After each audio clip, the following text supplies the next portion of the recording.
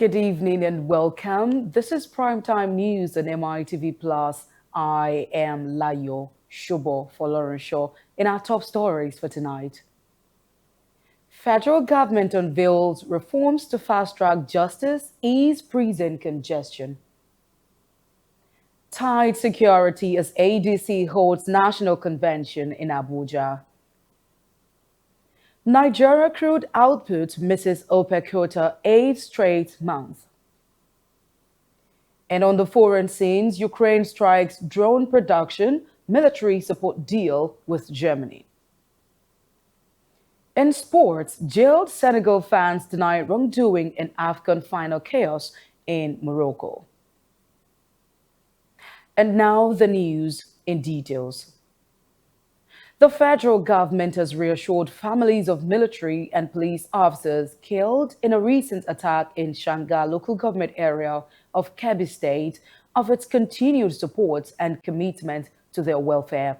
Vice President Kashim Shettima gave the assurance on Tuesday in Kebbi, the Kebbi State capital, when he led the federal government's delegation on a condolence visit to the state's governor, Dr. Nasir Idris, over the killing.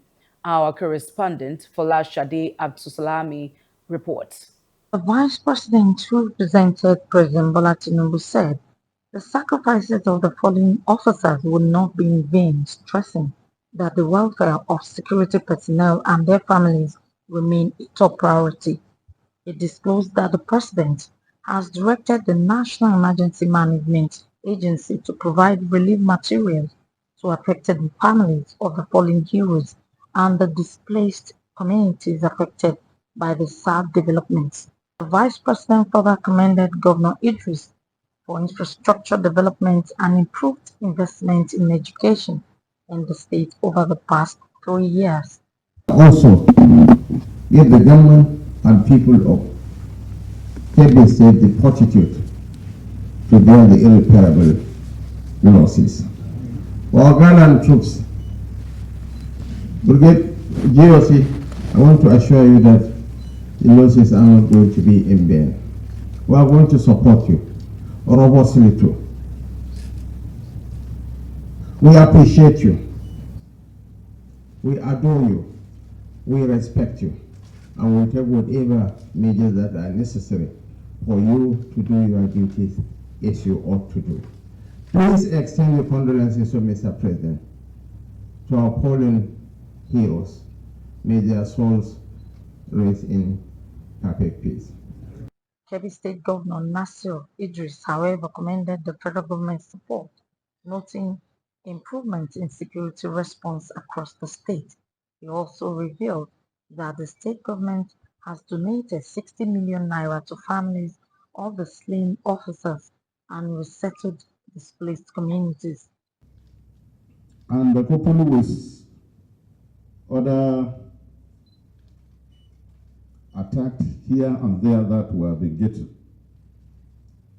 And Mr. Vice President, let me tell you that the security in Kebbi State are up and doing. We have never found them waiting.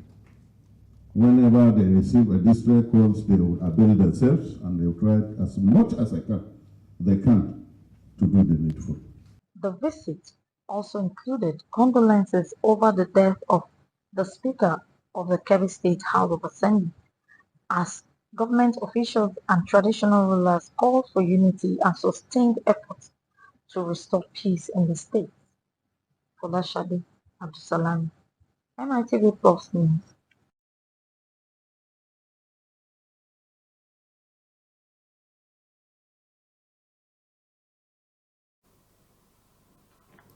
President Bola Ahmed Tinubu has stated that his administration's tax and fiscal reforms are beginning to yield positive results, with signs of improved economic stability and growing investor presence and confidence. Speaking during a meeting today at the commissioning of the Nigerian Revenue Service headquarters, the president reaffirmed his commitment to building a transparent and effective revenue system that supports national growth. He noted that no nation can achieve lasting prosperity with a weak and fragmented tax structure. stressing that ongoing reforms are designed to simplify taxation, eliminate inefficiencies, and promote fairness. The president added that early gains from the reforms include stronger foreign reserves, a more efficient trade system, and renewed confidence in Nigeria's economic direction. President Tinubu further assured Nigerians that his government remains focused on delivering long term prosperity through discipline, equity, and sustained policy implementation. Vice President Kashim Shettima has called for a new and deliberate framework for youth leadership development, warning that Nigeria's youthful population will remain an untapped advantage without deliberate institutional investment to match its demographic scale. Our State House correspondent Folashade Abdusalami filed in this report. Speaking on Monday during the Abuja Dialogue 2026, convened by the Office of the Vice President and Lagos State's Lateef Jakonde Leadership Academy, the Vice President said the country's demographic strength must be matched with institutional investment and structured pathways to prepare young people for leadership roles. Shettima described youth leadership as a critical drive of sustainable development, noting that it must go beyond rhetoric to practical systems that integrate young Nigerians into governance, public service, and enterprise. The Vice President also emphasized that leadership is not defined by age but by readiness, responsibility, and accountability, urging young people to actively participate in shaping the nation's future. He also commended the Lateef Jakonde Leadership Academy and Babajide Sanwo-Olu for promoting the youth-focused initiative through the dialogue. Condition with profound consequences. It offers us energy, imagination, and skill. It also places on us the duty to combat demographic strength into national capacity. Youth leadership, therefore, must be understood with clarity. It is not a ceremonial handover waiting for age to perform its arithmetic. It is a structured process through which young men and women are prepared, trusted, tested, and integrated, and supported within the institutions that shape our future. If we leave it to chance, we'll inherit fragility. Giving his special address, the governor of Lagos State, Babajide Sanwo-Olu, highlighted the academy's role in grooming future leaders through mentorship, policy exposure, and real-world public sector experience, while calling for stronger policy backing and funding for youth development programs.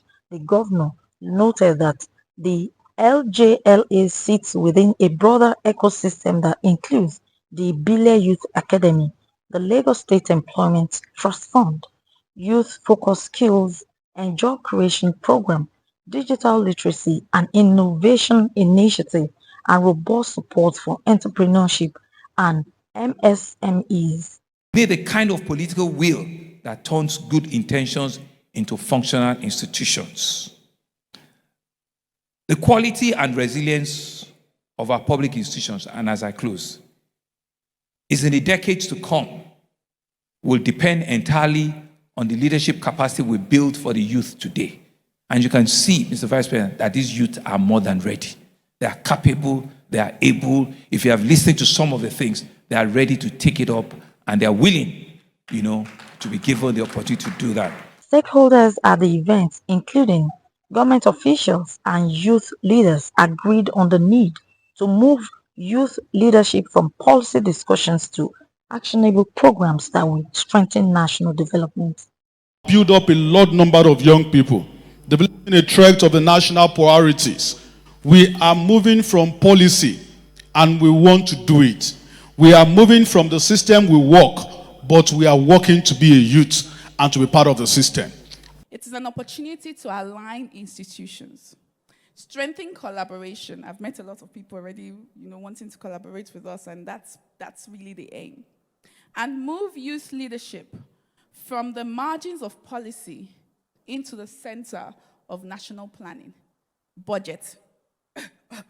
If we get this right, we will not simply be empowering individuals.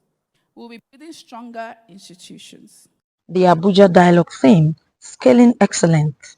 Youth leaders as strategic infrastructure for national transformation continues with renewed calls for sustained investment in youth leadership as a foundation for Nigerians' future growth. Folashade Abdusalam, MITV Plus News.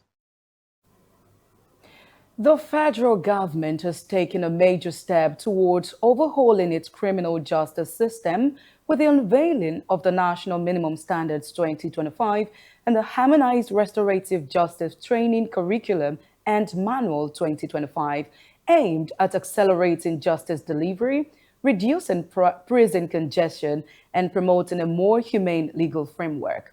The unveiling was held on Tuesday in Abuja, as led by the Attorney General of the Federation, AGF, and Minister of Justice, Lateef Fagbemi San, alongside key stakeholders in the justice sector. Fagbemi, represented by Letitia Ayola Daniels, described the initiative as a significant milestone in Nigeria's justice reform journey, emphasizing that the new framework would strengthen the implementation of the Administration of Criminal Justice Act 2015 and similar laws across the states. He noted that while the ACGA has improved at conviction rates, curbed practices such as arrest by proxy, and enhanced asset recovery, challenges such as delays in case management, congested courts, and overcrowded correctional centers persist.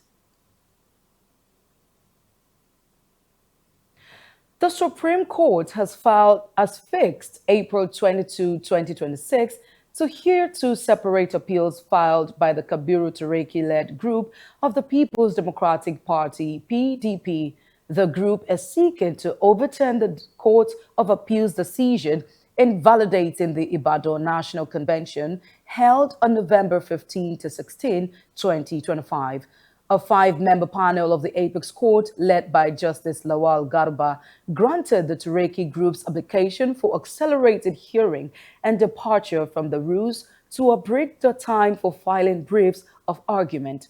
In the first appeal, filed by the Tureki-led group against the PDP group loyal to FCT Minister Nyesom Wike, the court ordered that hearing notices be served on Mohammed Abdurrahman, the seventh respondent, who was not represented when the matter came up on Tuesday. At the day's proceedings, counsel to the Tureki group, Chris Uche, informed the court of the pending applications, stressing the need for urgency to align with the Independent National Electoral Commission INEC's timetable ahead of the 2027 general elections. He also filed an affidavit of extreme urgency.